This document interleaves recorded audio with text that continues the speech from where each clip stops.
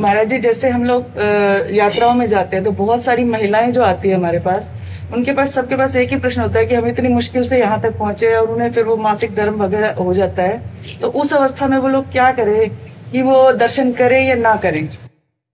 दर्शन करने का सौभाग्य तो नहीं छोड़ना चाहिए, क्योंकि मासिक धर्म एक शरीर की प्रक्रिया है जो प्रत्येक माताओं बहनों के शरीर में स्वाभाविक आती है, महीने में एक बार आती है। अब वो अचानक ऐसी स्थिति आ गई है और बार बार आना जाना हो नहीं सकता, तो हमें लगता है कि स्नान करके और भगवत प्रसादी चंदन जल आदि छिड़क करके भगवत दर्शन कर लेना चाहिए दूर से। ना कोई सेवा सामग्री देनी चाहिए और ना वहां स्पर्श करना चाहिए, दूर से दर्शन तो कर ही लेना चाहिए। पता नहीं जिंदगी में दोबारा आना हो कि ना आना हो। और ये मासिक धर्म कोई ऐसा नहीं कि बहुत निंदनीय बात हो, बहुत वंदनीय बात है। माताओं ने देवराज इंद्र की ब्रह्म हत्या को अपने ऊपर लिया है। ये अपराधी नहीं है कि मासिक धर्म निंदनीय, ऐसे नहीं है। इसका रहस्य समझिए। जो माताओं में मासिक धर्म होता है, देवराज इंद्र त्रिभुवन पति है और उनके द्वारा ब्रह्म हत्या बनी वृत्तासुर के मारने की, तो उस ब्रह्म हत्या को ब्रह्म ऋषियों ने विभाजित किया।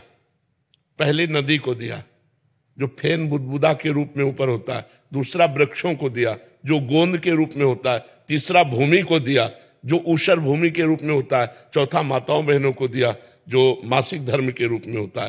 तो ये इनकी वंदना है कि इन्होंने त्रिभुवन पति ब्रह्म ऋषियों की हत्या को इन्होंने अपने ऊपर लिया, इन्होंने थोड़ा अपराध किया है।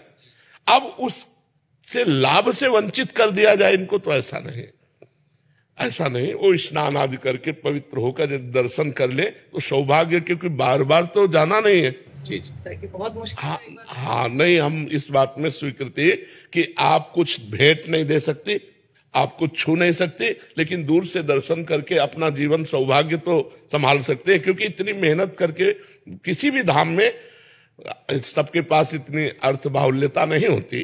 कोई कोई अर्थ की बहुत समस्या से जूझ करके जाता है, कोई शरीर की समस्या से जूझ के, कोई इतने कामों में फंसा हुआ है कि अब वो इस बात से केवल वंचित कर दिया जाए कि हाँ, तो इसलिए हमें लगता है कि उनको ये सौभाग्य मिलना चाहिए।